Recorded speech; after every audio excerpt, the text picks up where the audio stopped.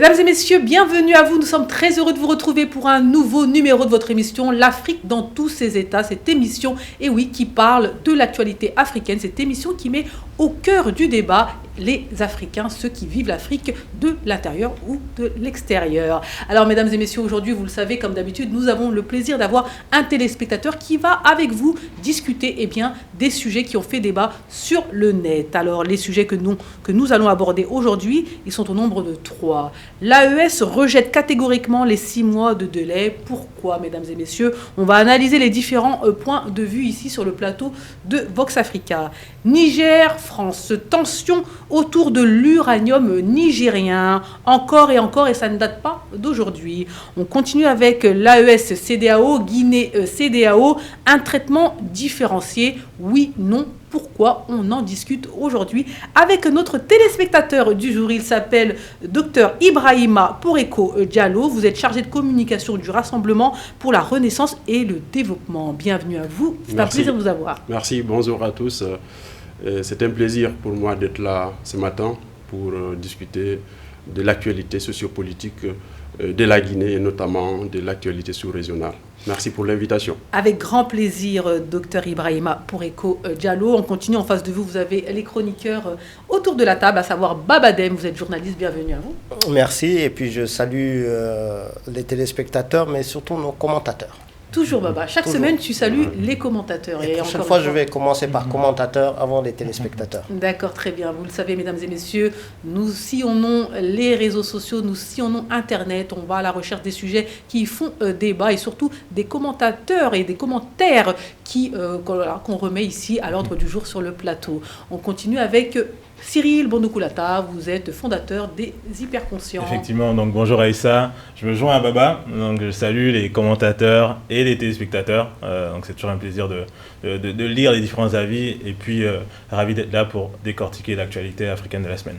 Exactement, l'actualité africaine est très dense et on aime la décortiquer, on aime l'analyser ici sur le plateau et notamment avec des téléspectateurs. Et moi je vous propose tout de suite de regarder les autres téléspectateurs qui n'ont pas pu se déplacer et puis on revient. Afrique dans tous ses états, une émission à suivre sur Voice Africa que j'ai découvert et que j'aime beaucoup regarder. Afrique dans tous ses états, avec des chroniqueurs passionnants, avec des sujets inspirants. Afrique dans tous ses états, je le recommande à retrouver sur cette chaîne de télévision qui parle pour les Africains et par les Africains. S'intéresser au présent et à l'avenir du continent, c'est s'intéresser à l'Afrique dans tous ses états.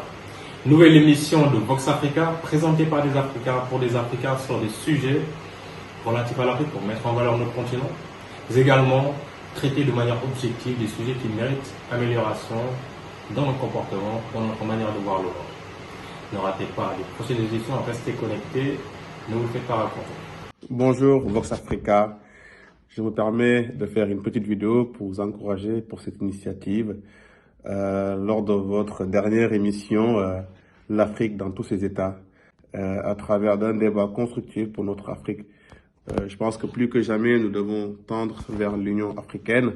Nos différences peuvent devenir une force si on échange tous ensemble vers une bonne cause. Un clin d'œil en tout cas à tous ces invités qui justement illustrent cette diversité-là. Voilà.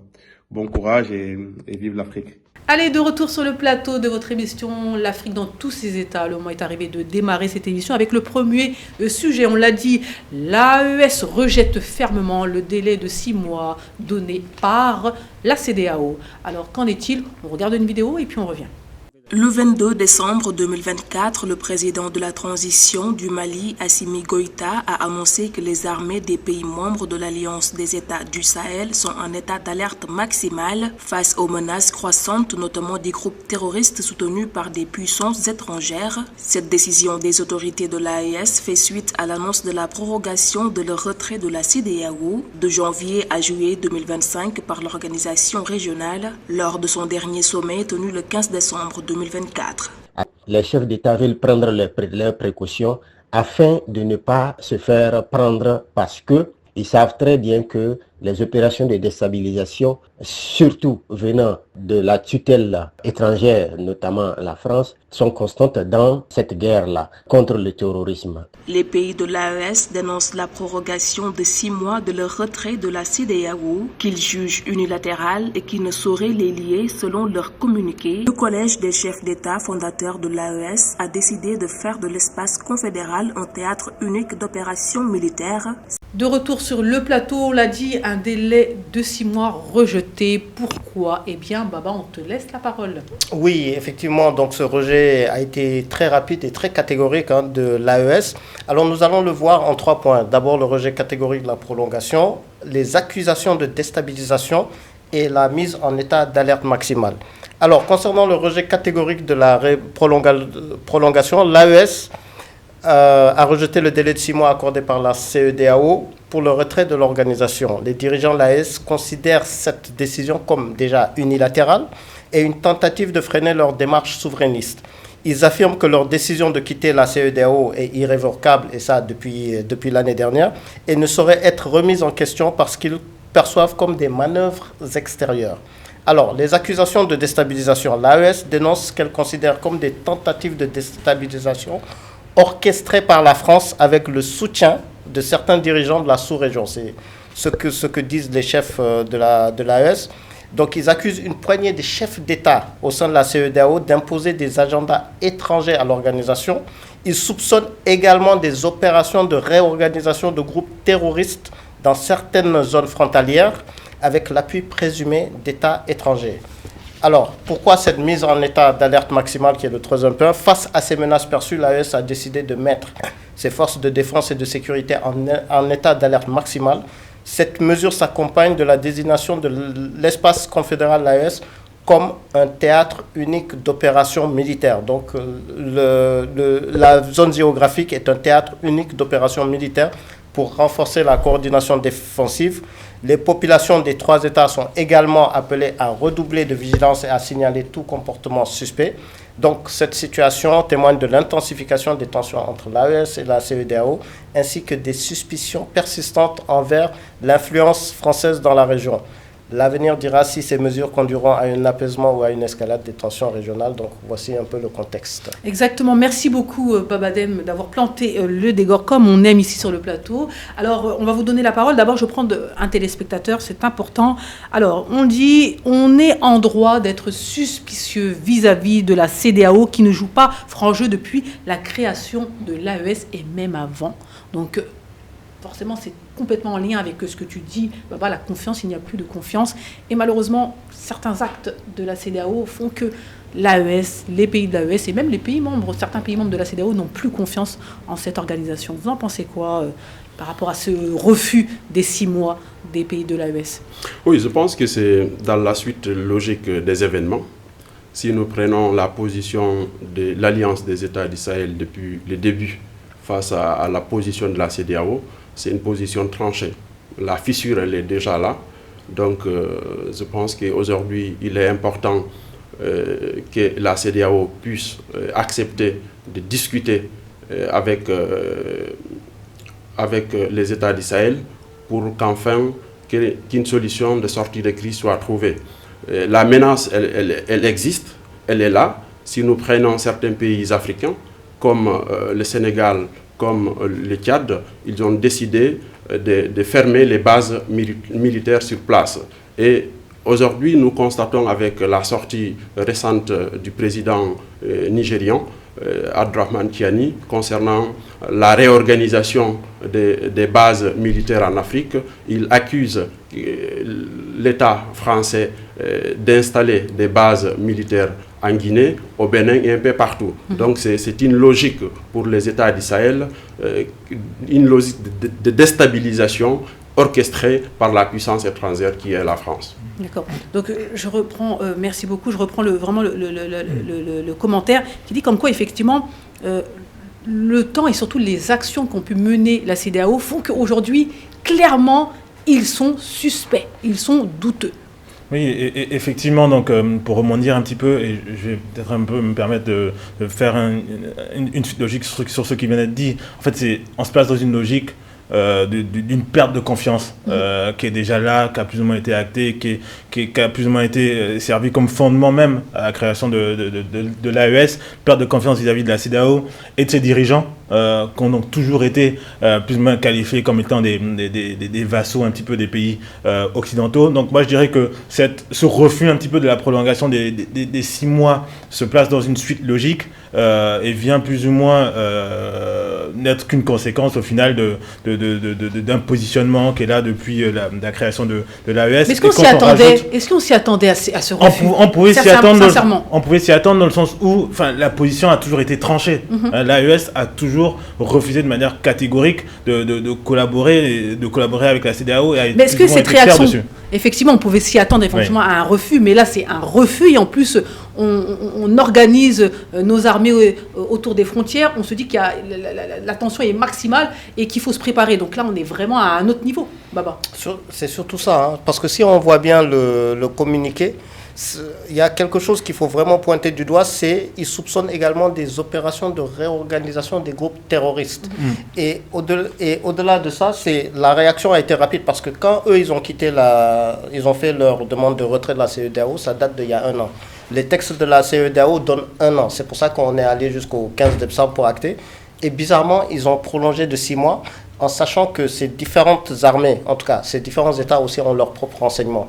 Et je pense qu'ils ont vu, parce qu'un président ne va pas devant la presse pour dire des choses qui seraient fantaisistes.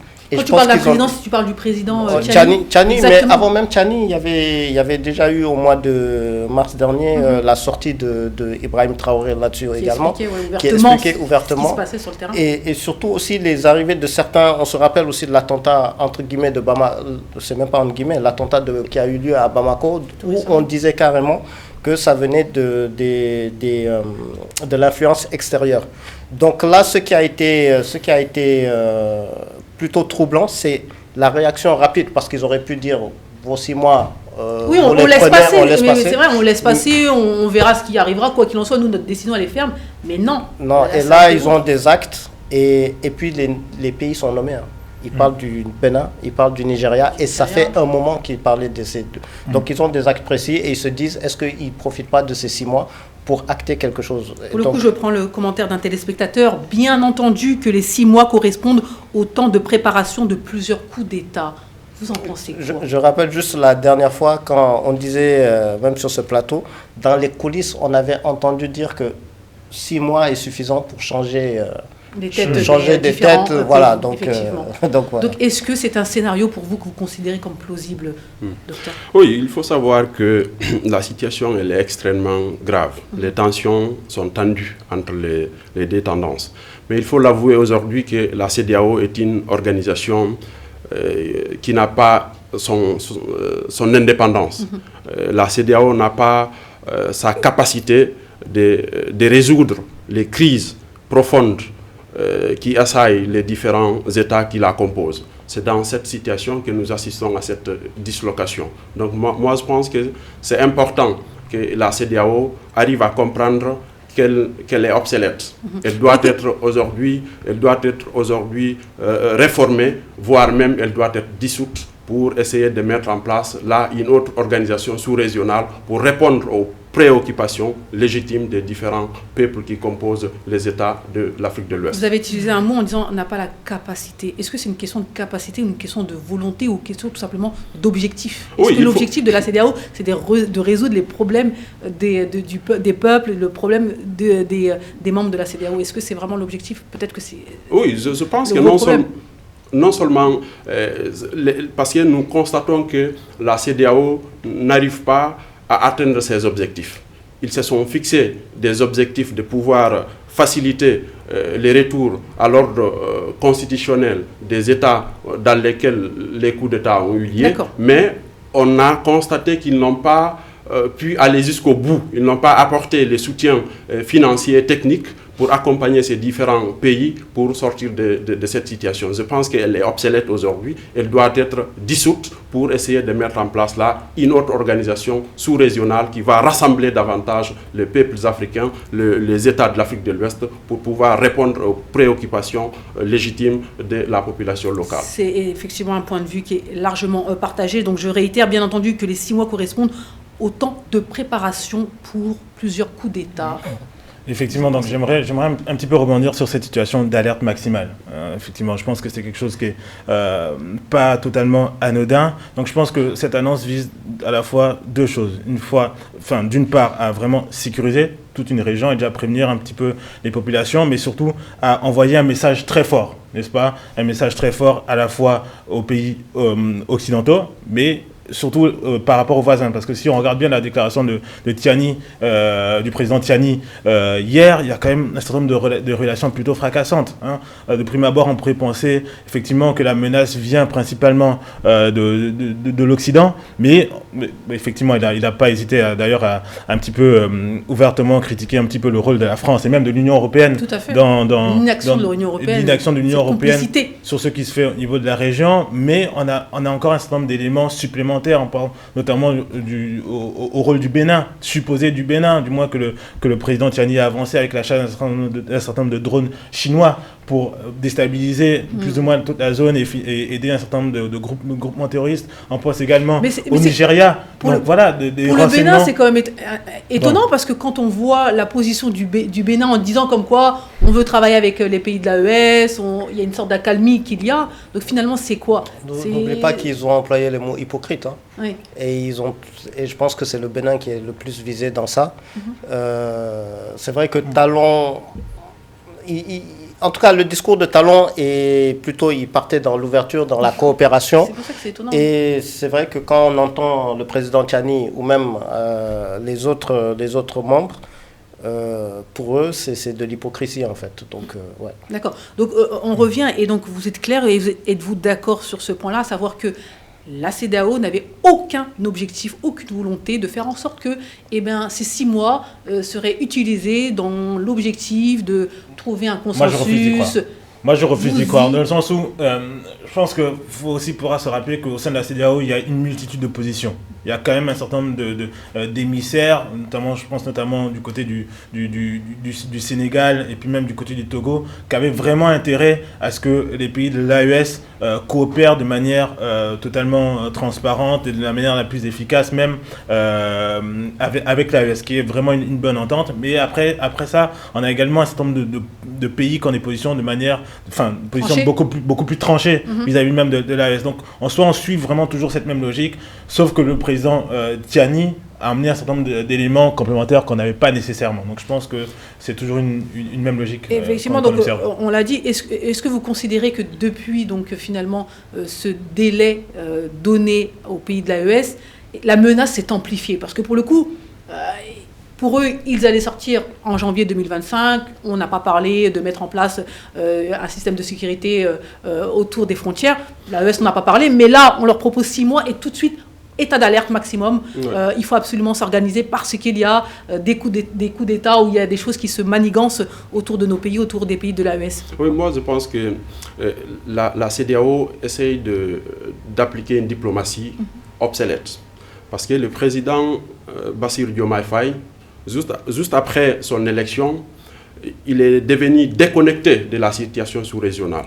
Il a été choisi comme médiateur pour régler la crise, mais moi, je n'ai pas compris sa position dès son premier jour au sein du sommet de la CEDEAO. Parce que moi, je pensais qu'il allait tout de suite dégager une position.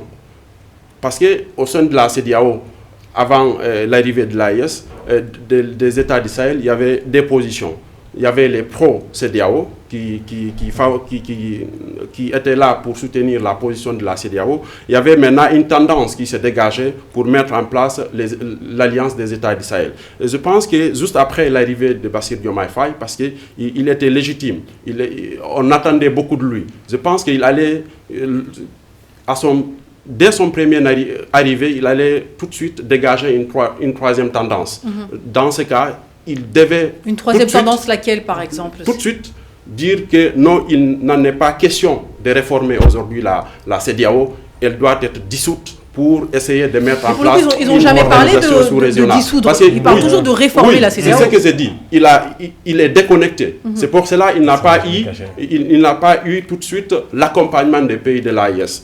Parce que s'il arrivait à favoriser ou à prendre l'ampleur pour que la décision ou la proposition de dissoudre la CEDEAO, tout de suite, il allait être soutenu par les pays de l'Alliance du Sahel. Mais est-ce qu'il souhaite être soutenu par les pays de la CS ou les pays de la CEDEAO? Oui, il allait être soutenu parce que tout de suite, les pays du Sahel allaient comprendre là, il était de bonne foi pour faire revenir. Parce que c'est une question d'abord d'essayer de... Parce que la CEDEAO était complètement désorganisée. Il fallait donc désorganiser complètement la sous-région et ensuite proposer une solution. Une troisième solution. Et cette solution allait facilement trouver l'union entre les États membres pour trouver... Baba, je vais te laisser la parole. Pour le coup, c'est une vraie question qu'il pose. C'est un vrai sujet qu'il pose.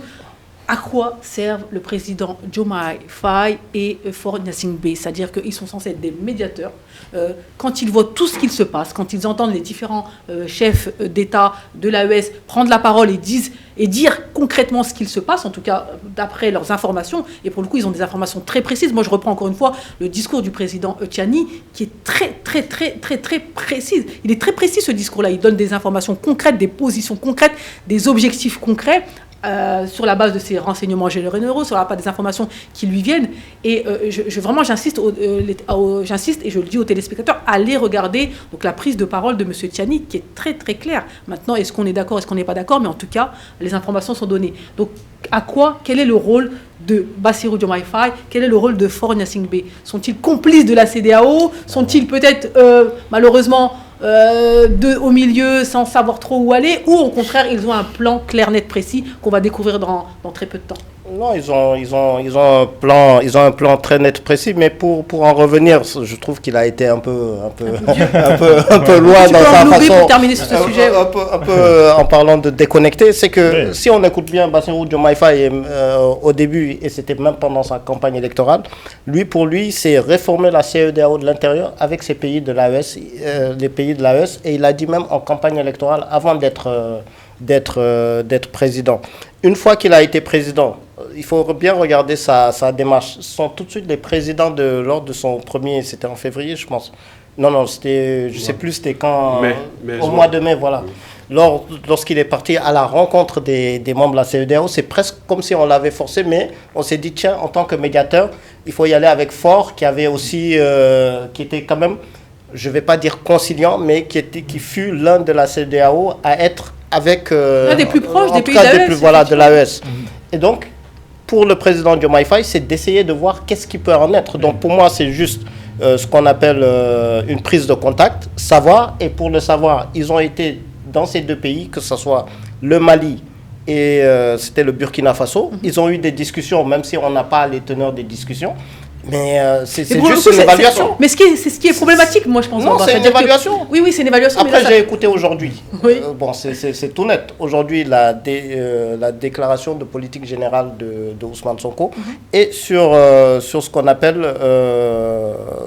la géostratégie, en tout cas par rapport à la CEDEAO.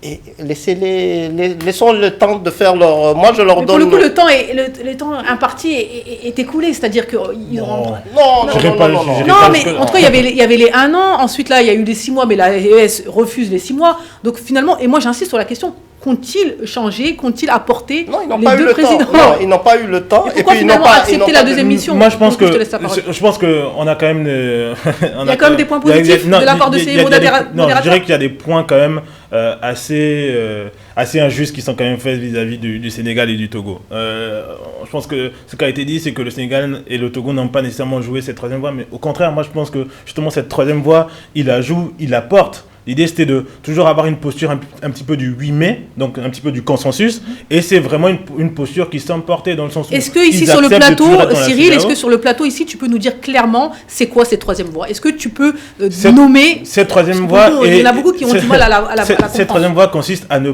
pas partir sur une rupture totale, n'est-ce pas, des liens qui sont là entre ces différents peuples. Ce que l'AES prône. Moi, je pense que l'AES le prône déjà, ça. Il faut toucher du doigt de la réalité du terrain. Aujourd'hui, les peuples africains, y compris le peuple de l'Afrique de l'Ouest, cherchent l'indépendance. Et l'indépendance, on sait que la CEDEAO, c'est une organisation sous-régionale qui n'est pas indépendante, qui n'a pas ses capacités politiques et financières pour mener ses actions et ses objectifs, pour atteindre ses objectifs. Et aujourd'hui, c'est pour cela que les peuples africains, à la base, réclament cette dissolution de la CEDEAO. C'est nécessaire et c'est fondamental pour nous permettre de rediscuter et de mettre en place une organisation sous-régionale qui va favoriser le libre-échange pour ne pas que ce soit dans les textes, mais que ce soit applicable sur le terrain. Favoriser, créer un cadre commercial entre les pays ouest-africains. Créer un cadre sécuritaire entre ces différents États. Parce que la sécurité sous-régionale, elle ne doit pas être prise de façon individuelle dans chaque pays. Je pense que c'est important aujourd'hui de se désolidariser complètement des puissances européennes, étrangères. Il faut aller vers d'autres pays pour essayer vraiment de ce dont parle la réforme. Hein. Moi, je suis tout à fait d'accord. Moi, je suis pour la position de la dissolution, pour que le mot CEDEAO soit effacé. Mais s'il y a une reformule...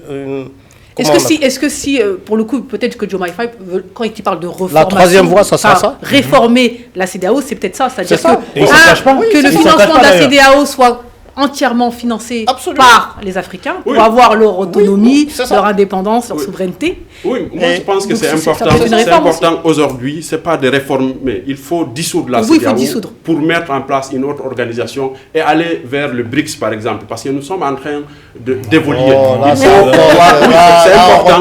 C'est important aujourd'hui que l'Afrique de l'Ouest soit réorganisée.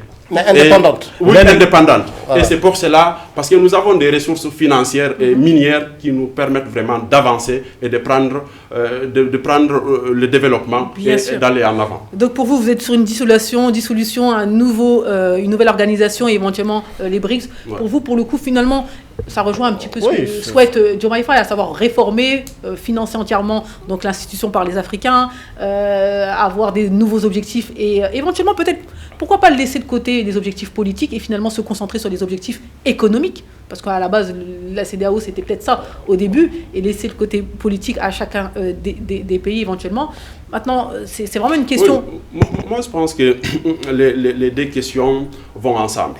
Les questions économiques et les questions politiques vont ensemble. C'est pour cela qu'il est aujourd'hui crucial de dissoudre cette CEDEAO, de mettre en place une nouvelle organisation qui va avoir de nouveaux objectifs, de nouvelles attributions dont les peuples africains doivent se retrouver dedans, et nous aurions la capacité intellectuelle, parce qu'aujourd'hui nous avons les ressources nécessaires pour mettre en place une organisation sous-régionale qui va répondre aux préoccupations. Je vais terminer rapidement avec un dernier commentaire de la part d'un téléspectateur. Qui veut la paix prépare la guerre. Aucune négociation avec la CEDEAO. Soutien total à l'AES. Vive Assimi Goïta. Vive Ibrahim Traoré, vive Abdourahmane Tchani, vive l'Afrique libérée. Depuis la RDC, c'est intéressant, c'est-à-dire que, encore une fois, on voit le soutien de différents pays africains, de différents peuples africains derrière les pays de l'AES. Donc bon, voilà, on va s'arrêter là. C'était juste un tour de table concernant ce point-là. On continue avec les autres actualités qui ont marqué donc cette semaine en Afrique. Allez, on poursuit. Je sais vous auriez aimé continuer, mais bon, on continue.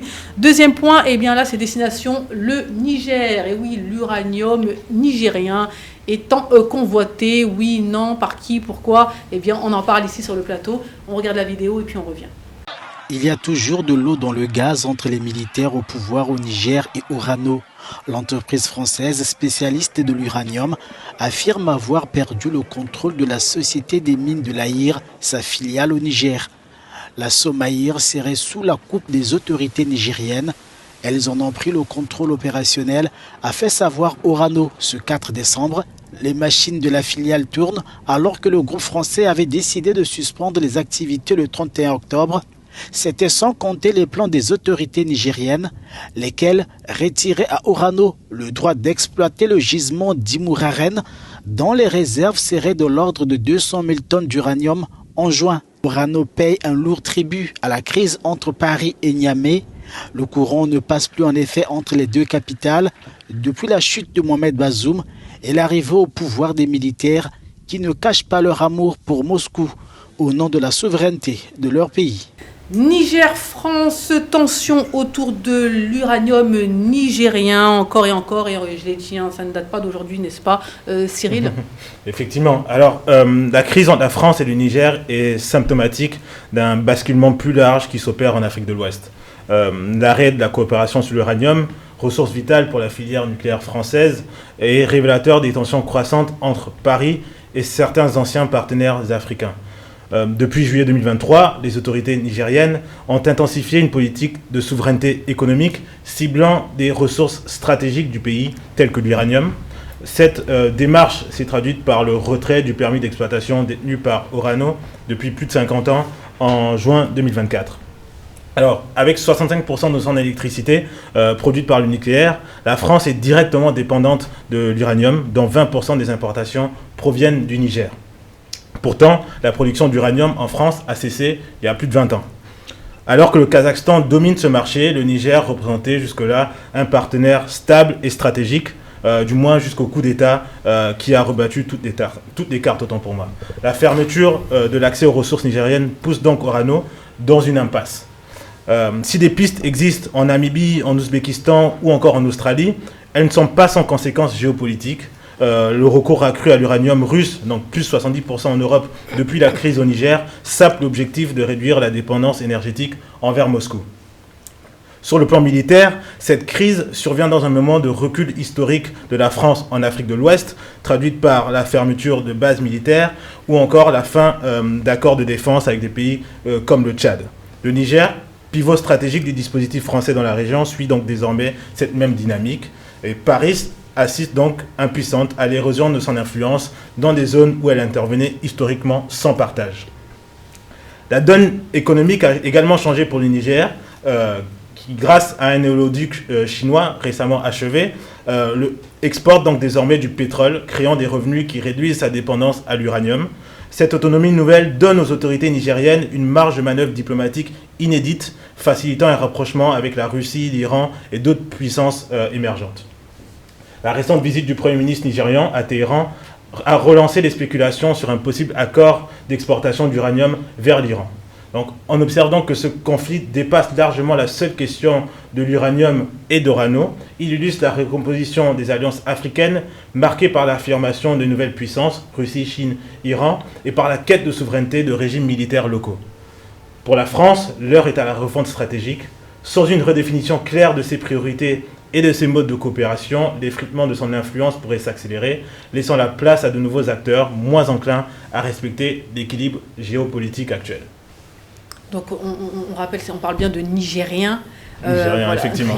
Nigérien, pas Nigérian. Exactement. Il faut faire attention, c'est totalement différent, dira le général Tiani. Alors, effectivement, merci beaucoup. Et c'est une des raisons même pour laquelle a pris la parole. Hein. C'est un sujet qui a été prépondérant dans la prise de parole donc, du général Tiani tout récemment. Il disait, aujourd'hui, la France, l'Occident souhaitent avoir accès encore à l'uranium. Et malheureusement, quand on leur ferme la porte, eh bien, voilà ce qui se passe, c'est des tentatives de déstabilisation. Et donc, voilà, d'où sa prise de parole. Alors, petit commentaire de la part d'un téléspectateur. La politique coloniale de la France en Afrique va lui faire perdre beaucoup sur le continent. En Arabie Saoudite, les Américains exploitent le pétrole et les Saoudiens s'enrichissent également. Mais en Afrique, la France vole carrément. Elle s'enrichit seule, tandis que les Africains crèvent de faim. Est-ce que vous êtes d'accord concernant ce postulat? Oui, je pense que c'est important de révéler cette situation. La France a participé au pillage des ressources naturelles de l'Afrique. Il est temps que ça change. Et la France a exploité l'uranium du Niger depuis plus de 50 ans. Est-ce que ça a impacté économiquement le pays? Non. Je pense que aujourd'hui, il est crucial que le Niger puisse trouver de nouveaux partenaires pour l'exploitation de l'uranium et de toutes les autres ressources minières du Niger. Parce que c'est important, parce que le pays n'a pas pu sortir dans cette situation de pauvreté. Si aujourd'hui le permis a été retiré, je pense que c'est dans une suite logique. Le Niger s'inscrit dans une optique de trouver de nouveaux partenaires qui vont aller dans le cadre d'un partenariat gagnant-gagnant. Est-ce que vous pensez que le Niger souhaite une rupture franche avec la France ou tout simplement renégocier, retravailler les différents contrats? Moi, je pense que cette logique un petit peu de renégociation était celle qu'adoptait l'ancien régime, donc pré-coup d'État. D'ailleurs, au moment du renouvellement des contrats en termes de gisement avec Orano, il y a eu un long moment de renégociation et qui avait même d'ailleurs failli capoter en 2015. À l'époque, le président Bazoum était encore ministre des Affaires étrangères. Donc plutôt 2013. 2013, effectivement. Donc ça coinçait déjà un petit peu à cette époque. Là, je pense qu'on est davantage dans une logique un petit peu beaucoup plus radicale. Hein. On a déjà plus ou moins chassé Orano. On est vraiment dans une logique. L'idée, c'est vraiment de trouver de nouveaux partenaires et de se débarrasser plus ou moins de Vous pensez vraiment que la France. Le Niger souhaite que la France quitte, en tout cas, ne souhaite plus avoir comme partenaire la France? Oui, je pense que aujourd'hui, c'est une demande populaire, mais aussi légitime. D'accord. Lorsque nous regardons les accords qui ont été trouvés pendant le régime de 2013-2014 avec l'ancien président Issoufou, normalement, on devait aller d'un pourcentage de 5 à 12%. Mais ça a traîné pendant des années. L'entreprise française n'a pas accepté cette demande populaire. Même la loi a été adoptée à l'Assemblée. Ils n'ont pas accepté d'appliquer. Mais la faute à qui, pour le coup? Oui, bon. Non, mais c'est une bonne question. La faute à qui? La faute, normalement... On négocie, ils ne veulent pas, normalement, depuis 2013. C'est pour cela, moi, je me suis dit, aujourd'hui, il n'en est pas question de rediscuter, mais elle doit dégager parce qu'elle n'a pas pu apporter un développement, un impact sociopolitique sur le terrain qui a pu favoriser l'émergence du Niger. Aujourd'hui, il est important de changer de partenaire. Et j'insiste sur le fait, la faute à qui, et pour le coup, même le président Tchani le dit dans ses propos, c'est-à-dire que les complices, et c'est à l'intérieur du pays même qu'il y a des complices et des gens qui ont complètement déstabilisé le pays. Et je te donne la parole dans un instant, Cyril, Lata. Et pour le coup, Baba, je te pose aussi la question, est-ce que... Et je rappelle même les propos, encore une fois, du ministre Diop qui le dit, qui insiste dessus, on est prêt à travailler avec tout le monde, même avec le diable, tant que c'est un partenariat gagnant-gagnant. Est-ce qu'aujourd'hui, finalement, mettre complètement de côté la France, c'est stratégique? Mais là, c'est... Oui, parce que c'est Areva. Là c'est plutôt... Allez, des années, on va dire, de l'indépendance jusqu'à nos jours, c'est les mêmes, comme il parlait de pillage, mais il faut revenir sur Orano. Anciennement Areva, ça fait 50 ans qu'ils sont dans le pays. Mais qu'est-ce qu'il disait même avant du temps de Bazoum, quand on disait non, vous ne faites pas un partenariat gagnant-gagnant, ce qu'il disait, c'est de dire, écoutez, l'uranium du Niger ne représente que 2,6%.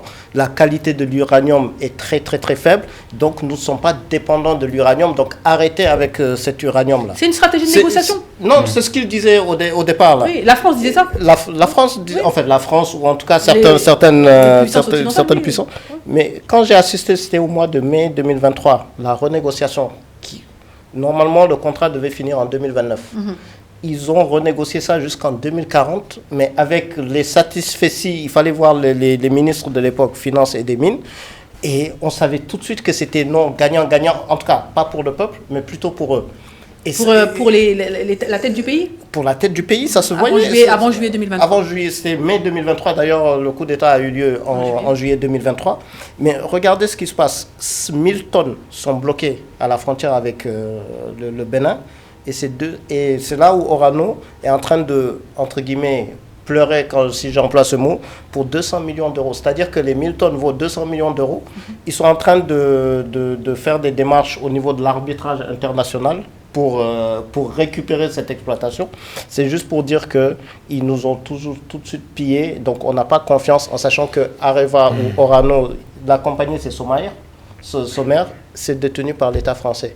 Donc non, il faut couper là-dessus. Et j'ai l'impression dernière chose, pourquoi ça n'avantage pas la France? C'est-à-dire que la France, ce qu'il paye au Kazakhstan, vu que c'est le Kazakhstan ou l'Ouzbékistan, effectivement, ce n'est pas les mêmes tarifs que ce qu'ils faisaient presque gratuitement de l'uranium. Donc ils voient la différence. Et c'est ça. Je vais te donner la parole à Cyril dans un instant. Je pense que c'est normal. Merci au téléspectateur Abdoulaziz. Je pense que c'est normal. On a payé la France pendant plus de 55 ans avec les bénéfices qu'elle a eus avec la Sommer. Maintenant, il est temps que cette filiale revienne aux Nigériens. Tu en penses quoi sur cette rupture radicale avec un partenaire? Déjà, moi je n'aurais jamais l'approche dans laquelle une rupture radicale qui consiste à penser qu'une rupture radicale c'est la bonne chose. Alors, on parle de business, effectivement. On parle de business, d'un point de vue business, je ne pense jamais que la rupture radicale c'est la meilleure chose à adopter. Je respecte néanmoins la position nigérienne, mais j'aimerais aussi revenir sur la question de la faute à qui.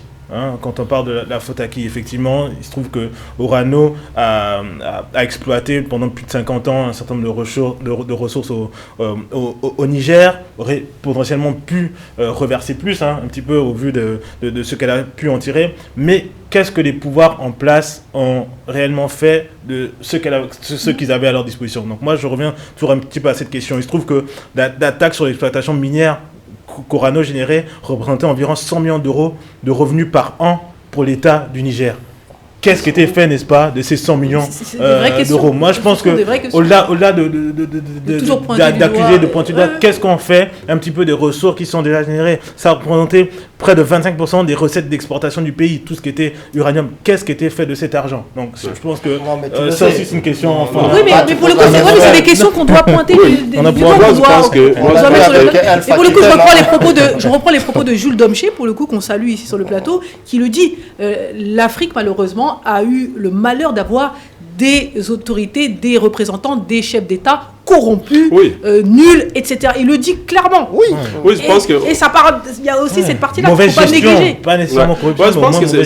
corruption, nulle, qui ne pense pas au peuple, etc. Non, il faut dire les choses. Il dit les choses. C'est une évidence, c'est là. Mais ça s'est passé sous la complicité de la puissance étrangère. C'est pour cela, moi, je suis pour la rupture totale.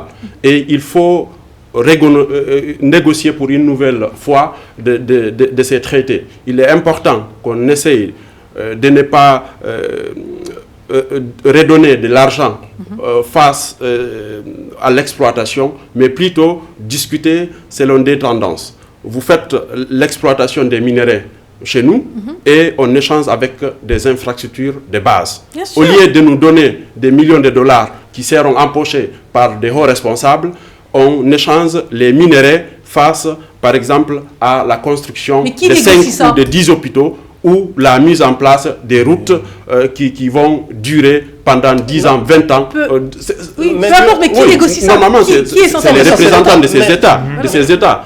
Forcément, c'est pour cela, aujourd'hui, il y a un sang nouveau en Afrique. Il faut qu'on arrive à comprendre la demande sociale et populaire à la base pour que nos dirigeants puissent respecter pour enfin de mettre en place des infrastructures de base qui vont nous permettre d'émerger et d'avancer. Donc il faut une volonté politique, il faut que les autorités, il faut que les personnes qui sont à la tête des pays aient cette vision-là et ces objectifs-là, pensent au peuple et non pas à leur poche. Donc ça commence par là. Et on ne se poserait pas de questions, parce que l'uranium, c'est l'électricité. En gros, c'est l'électricité. Effectivement. On ne se poserait pas de questions si jamais tous les habitants, je prends l'exemple de la Libye, mais tous les habitants du Niger ou à défaut Niamey, auraient eu l'électricité gratuitement.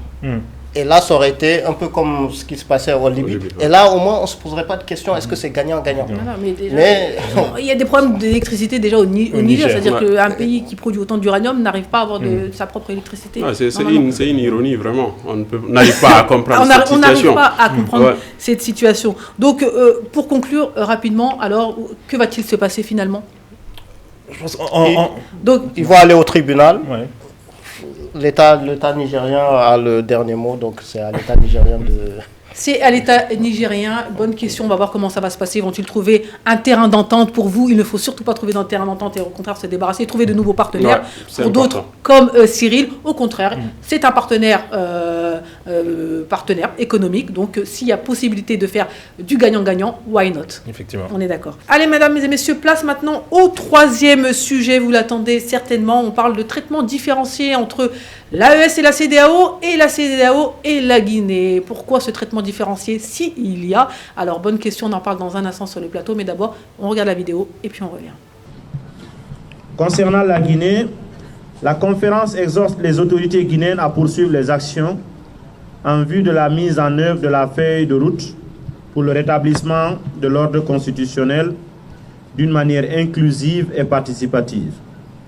En outre, la conférence instruit la Commission d'aider la Guinée à mobiliser auprès des partenaires les ressources financières et techniques nécessaires pour faciliter le retour rapide à l'ordre constitutionnel. À cet égard, la conférence instruit la Commission de déployer une mission de haut niveau pour échanger avec les autorités et les acteurs politiques en vue de convenir des modalités de l'accélération de la feuille de route de la transition et de la mobilisation des ressources nécessaires pour cette fin. Allez, de retour sur le plateau, mesdames et messieurs, on continue. AES, CEDEAO, Guinée. Bonne question, Baba. Tu nous plantes le décor comme on aime. Oui, donc nous allons le faire en 4 points. Donc des décisions de la CEDEAO sur la Guinée. Le premier point sera l'exhortation à accélérer le retour à l'ordre constitutionnel. Le deuxième point à retenir, c'est le soutien financier et technique. Troisième point, la mission de haut niveau. Et le quatrième point, la différence de traitement avec l'AES. Alors, lors du sommet de la CEDEAO du 15 décembre dernier, 2 décisions importantes concernant la Guinée qui contrastent avec son approche avec l'AES. Donc, voici la chronique. Donc, la première décision, c'est l'exhortation à accélérer le retour à l'ordre constitutionnel. La CEDEAO a exhorté les autorités guinéennes à poursuivre et accélérer la mise en œuvre de la feuille de route pour le rétablissement de l'ordre constitutionnel de manière inclusive et participative. Cette décision montre que l'organisation maintient la pression sur les autorités guinéennes pour un retour rapide à la démocratie. Le deuxième point, c'est le soutien financier et technique. La conférence a instruit la Commission d'aider la Guinée à mobiliser auprès des partenaires les ressources financières et techniques nécessaires pour faciliter le retour rapide à l'ordre constitutionnel. Cette décision témoigne d'une volonté de la CEDEAO d'accompagner concrètement la transition guinéenne. Troisième point, c'est la mission de haut niveau. La CEDEAO a décidé de déployer une mission de haut niveau pour échanger avec les autorités et les acteurs politiques guinéens afin de convenir des modalités d'accélération de la feuille de route de la transition. Cette approche diplomatique vise à maintenir un dialogue constructif avec la Guinée. Alors, pourquoi on parle de différence de traitement avec l'AES? Contrairement à son approche envers la Guinée, la CEDEAO a adopté une position, on va dire, beaucoup plus ferme envers les pays de l'AES. Et puis, bon, dernièrement, ils ont finalement acté leur sortie de l'organisation à partir du 29 janvier 2025. Bien que, bon, on a vu avec la période de 6 mois, alors que concernant la Guinée, cette différence de traitement pourrait s'exprimer par le fait que la Guinée n'a pas exprimé son intention de quitter la CEDEAO, contrairement aux pays de l'AES. Donc l'organisation semble ainsi adopter une approche plus conciliante et constructive envers la Guinée, tout en maintenant une forme de pression pour un retour à l'ordre constitutionnel. Donc voici à peu près le contexte. Exactement, la question est posée. La CEDEAO a-t-elle adopté une approche plus dure envers les pays de l'AES que face à la transition guinéenne? Oui, non, pour le coup, vous êtes originaire de la Guinée et ça tombe bien. On va d'abord donner la parole à un téléspectateur. Les coups d'État, parlons-en. Qui n'en a pas fait dans la CEDEAO et pourquoi la Guinée n'est pas aussi sanctionnée que les pays de l'AES? Non, l'AES a été créée parce que les militaires ont compris la supercherie de l'asservissement de la CEDEAO au détriment de la zone. Point final. Je vous laisse la parole, docteur Poreko Diallo, donc vous êtes chargé de communication du RRD. Ok, c'est un plaisir toujours pour moi de s'exprimer sur la question de la transition guinéenne. Il est aujourd'hui important de dire que la CEDEAO avait trouvé un accord avec les autorités guinéennes le 21 octobre 2022, un accord dynamique qui permettait à la Guinée de sortir de la transition au bout de 24 mois. Aujourd'hui, faisons le bilan. Nous sommes le 27 décembre 2024, donc pratiquement ça nous reste que 4 jours d'ici le délai. 29. Oui, ok, 29 nous sommes décembre. le 29 décembre pour cela. Donc il reste 2 jours, effectivement, la deadline était le 31 décembre 2024. Ouais. Donc, aujourd'hui, il faut se poser la question. Est-ce que la CEDEAO a pu respecter son engagement d'accompagner les autorités guinéennes pour sortir de cette situation? C'est non. La première hypothèse, la première réponse qu'il faut donner à cela, normalement, la CEDEAO avait promis de mettre en place un comité de suivi et évaluation du chronogramme de la transition. Aujourd'hui, ce comité n'a pas été mis en place. Ça, c'est un. Et deuxièmement, les chronogrammes tournaient autour de 10 points. Le recensement général de la population et de l'habitat, mais aussi les recensements administratifs à vocation d'état civil dans lesquels on allait extraire les fichiers électoraux. Ensuite, l'autre point, c'était la rédaction de la nouvelle constitution. Ensuite, l'organisation des élections communales, législatives, référendaires et finir par les présidentielles. Aujourd'hui, aucune de ces activités, aucune des 10 activités n'a été encore effective. Donc, la CEDEAO, elle prend des décisions, elle n'est pas à mesure d'aller jusqu'au bout, d'accompagner la Guinée pour la sortir de cette situation. Docteur, comment se fait-il que pour l'AES, ils sont très à cheval sur... moi, je pense que... Et alors que la Guinée, finalement, passe un peu au travers, c'est-à-dire qu'elle vit sa petite vie tranquillement. Moi, je pense que c'est la puissance étrangère. Parce que la France, elle est derrière, et elle a son coup. Elle a son genou sur le cou de la Guinée qui est en train de nous asphyxier. On n'arrive pas aujourd'hui à sortir de cette situation parce qu'il y a une manipulation étrangère qui est orchestrée par la France pour empêcher la Guinée d'avancer pour sortir de cette situation. Moi, je pense que la raison, en termes de différence de traitement, est principalement motivée par une seule chose. Au moment du coup d'État, à la différence des pays de l'AES, en Guinée, on a toujours adopté une approche un petit peu plus diplomatique des choses. D'une part, et d'entrée de jeu, en insistant sur le fait qu'on allait s'aligner plus ou moins avec le chronogramme, sinon l'agenda qu'allait être avancé, n'est-ce pas, en partenariat avec la CEDEAO. À partir du moment où on s'avance en disant qu'on va coopérer avec les institutions en place, je ne vois pas pourquoi... on aura tendance à adopter une approche du moins aussi radicale que ce qu'elle imposait vis-à-vis de l'AES qui, d'entrée de jeu, a dit qu'elle voulait une rupture. Donc, je pense que c'est vraiment là le fondement, n'est-ce pas, en termes de différence de traitement. Et puis, pour revenir un petit peu dans un deuxième temps sur le non-respect un petit peu du chronogramme initialement établi par la CEDEAO, je trouve tout simplement que les priorités de l'organisation ont tout simplement shifté. On ne peut pas être sur plusieurs combats en même temps. Au moment où le chronogramme est établi, l'AES n'existe pas encore. C'est ce qui décrédibilise un peu la CEDEAO, à savoir pourquoi y a-t-il des traitements différents. Par exemple, quand on parle des sanctions économiques, par exemple, les sanctions économiques ont été plutôt visées en Guinée, contrairement à l'AES, où c'était des sanctions économiques qui ont touché le peuple. Donc, par exemple, il y a des éléments comme ça qui font qu'on constate ces traitements différenciés. En tout cas, c'est ce que... Ça ferait tout simplement trop à gérer. Bon, oui, mais bon, on ne peut pas dire ça. C'est-à-dire qu'à partir du moment où tu as une organisation, c'est trop... Elle est dépassée, elle a été dépassée. Elle ne savait plus quoi faire avec la Guinée, d'autant plus que la Guinée, au moment des sanctions, surtout les sanctions envers le Mali, la Guinée était la seule, en tout cas, à ce moment-là, la Guinée disait haut et fort qu'ils n'adopteront pas les sanctions de la CEDEAO vis-à-vis de la Guinée. Non, vis-à-vis du Mali. En disant qu'on peut passer par le port de Conakry pour le Mali. Donc, ce qui fait, et d'autant plus que la Guinée était ce pays où qu'on voyait rejoindre l'AES de manière très automatique. C'était automatique. Donc, pour la CEDEAO, ils étaient dépassés et surtout la CEDEAO ne voulait pas d'un quatrième pays rejoignant... donc ils ont été plus cléments envers la Guinée pour éviter que la Guinée enrichisse la... Regardez le changement de discours c'est finalement le Premier ministre qui l'a dit récemment, mais son discours, c'est comme si c'était des éloges à la CEDEAO en disant non, finalement nous allons rejoindre la CEDEAO parce que c'est 50 ans d'histoire, etc. C'est une politique de neutralité. Ils cherchent à la fois à éviter, je parle de la Guinée, à éviter l'influence extérieure, donc ça c'est quelque chose qu'ils ont quand même avancé, tout en préservant leurs intérêts. Donc s'ils peut-être que le président a tout simplement un plan, c'est-à-dire qu'éviter d'avoir les radars sur lui, finalement continuer tranquillement ce qu'il est en train de faire? Oh non, il faut savoir que Doumbouya, c'est une junte française. Vous l'appelez comme ça? Oui, bien sûr. Elle a une double nationalité.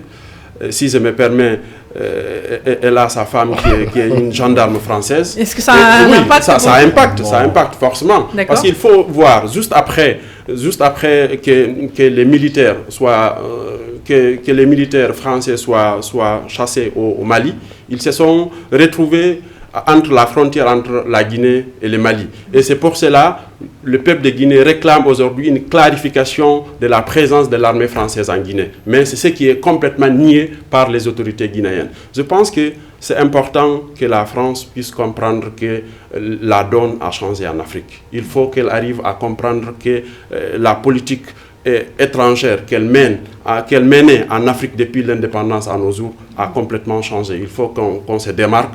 Il faut qu'elle accepte que la Guinée puisse se retourner dans le cadre constitutionnel, parce que c'est le seul élément qui nous permet vraiment de mettre en place des institutions légales. Mais c'est étonnant de viser, que votre message soit visé, c'est-à-dire vous vous adressez à la France et non à la Guinée et non à la CEDEAO. C'est quand même...